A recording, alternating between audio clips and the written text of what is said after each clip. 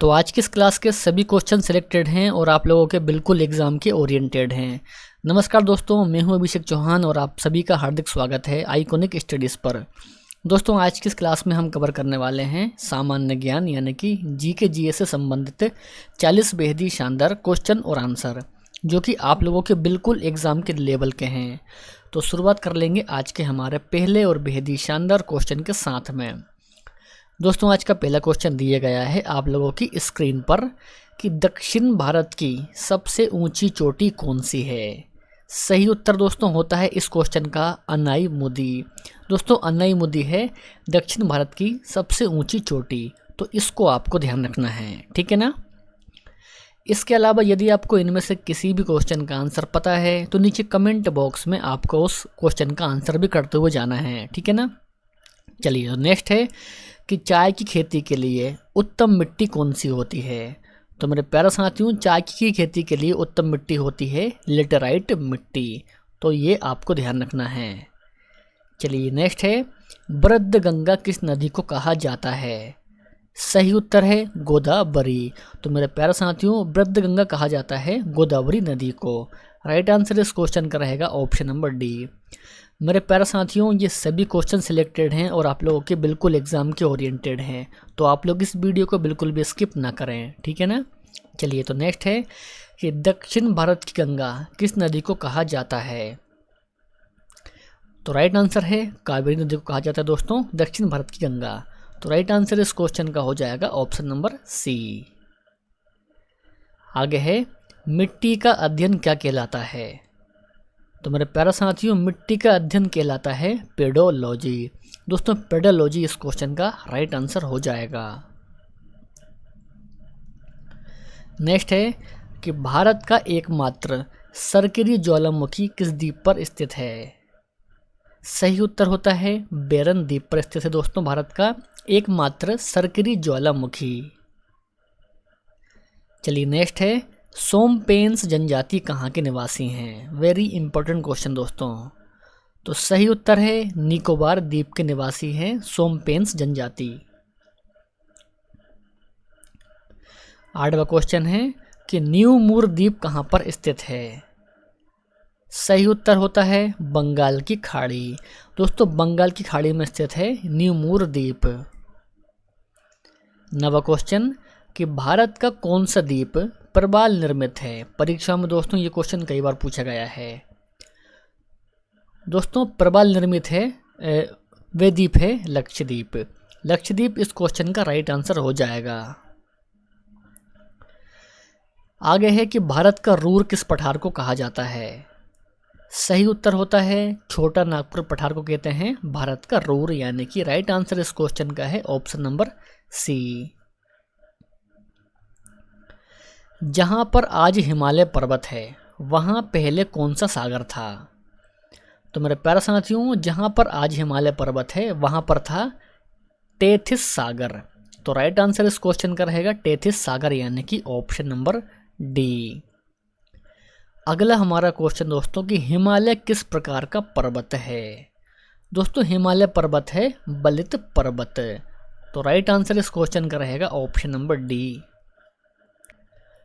कौन सी नदी डेल्टा नहीं बनाती।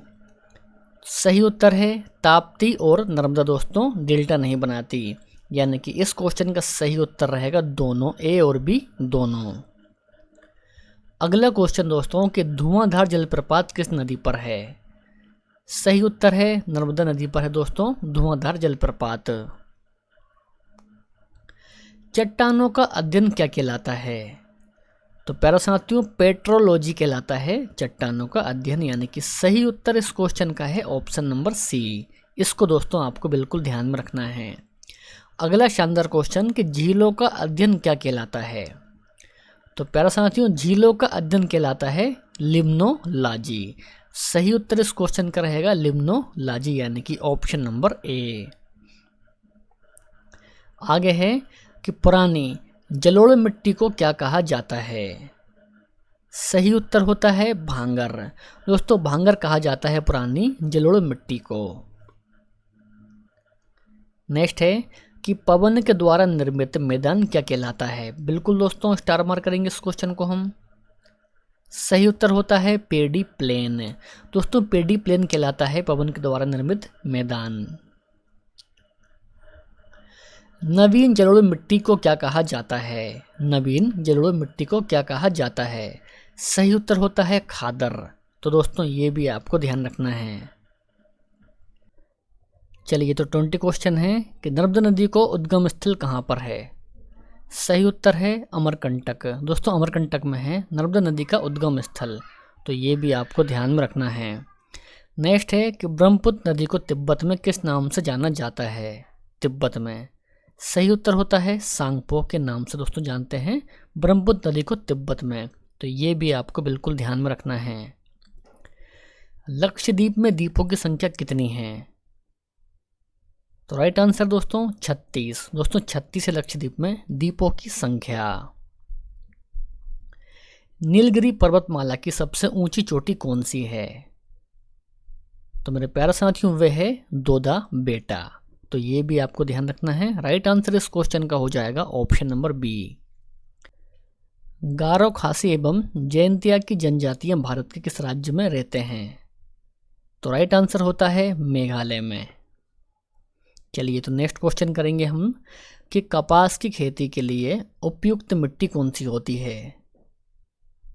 दोस्तों काली मिट्टी उपयुक्त होती है कपास की खेती के लिए। राइट आंसर इस क्वेश्चन का रहेगा ऑप्शन नंबर डी, ये भी आपको ध्यान रखना है।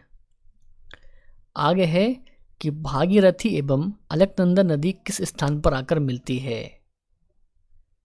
सही उत्तर है देवप्रयाग में मिलती है दोस्तों। राइट आंसर इस क्वेश्चन का हो जाएगा ऑप्शन नंबर ए।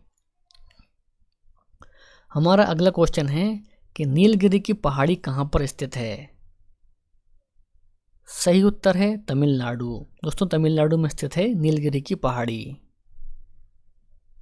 नेक्स्ट है कि एमराल्ड आइलैंड के नाम से किस द्वीप को जाना जाता है? बिल्कुल टॉप लेवल का क्वेश्चन रहेगा ये, स्टार मार्क कीजिए।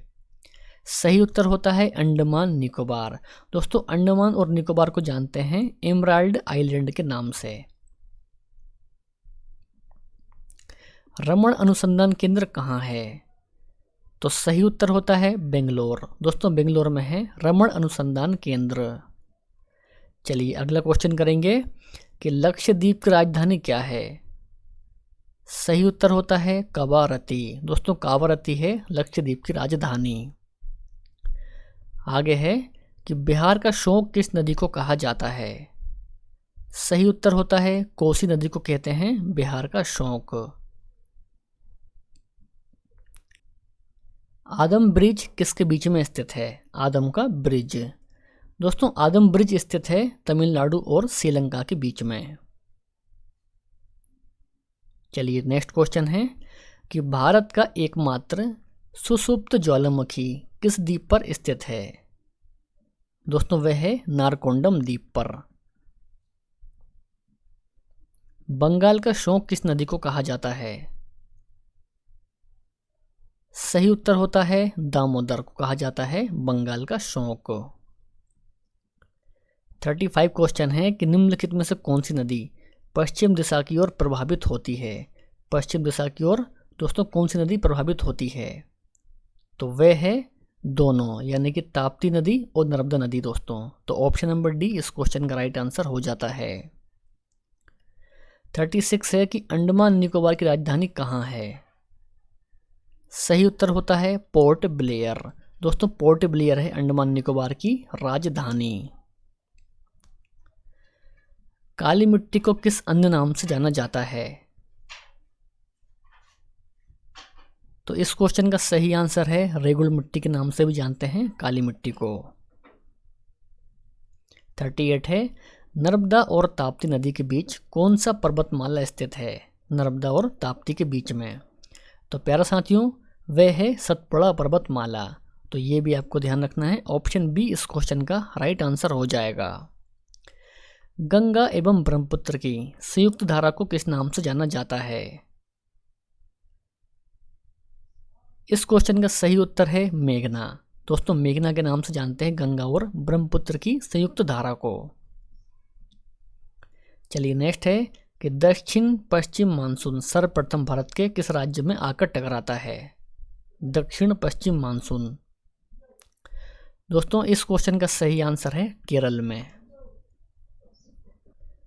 भारत में अधिकांश वर्षा किस मानसून से होती है? सही उत्तर है दक्षिण पश्चिम मानसून से होती है दोस्तों भारत में अधिकांश वर्षा। किस पर्वतमाला को सह्याद्री कहा जाता है? तो प्यारे साथियों, सह्याद्री कहा जाता है पश्चिम घाट को। तो ऑप्शन नंबर बी इस क्वेश्चन का राइट आंसर हो जाएगा। काली मिट्टी का विस्तार कहाँ सर्वाधिक है? तमिलनाडु, बिहार, पश्चिम बंगाल या फिर महाराष्ट्र में? तो इस क्वेश्चन का आंसर आपको कमेंट बॉक्स में बताना है। वीडियो पसंद आया हो तो वीडियो को लाइक कर दीजिए, अपने दोस्त और भाई बहन में शेयर भी कर दीजिए। तो मिलते हैं नेक्स्ट क्लास में। जय हिंद, वंदे मातरम।